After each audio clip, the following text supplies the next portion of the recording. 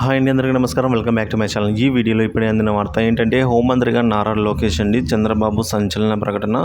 మరి వివరాలు వీడియోలో తెలుసుకుందాము. వీడియోని ఎక్కడైనా స్కిప్ చేయకుండా చివరి దాకా చూడనప్పుడే పూర్తి ఇన్ఫర్మేషన్ అర్థమవుతుంది.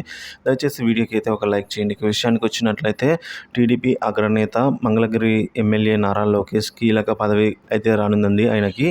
సో ఈ మేరకు సమాచారం అందుతుంది.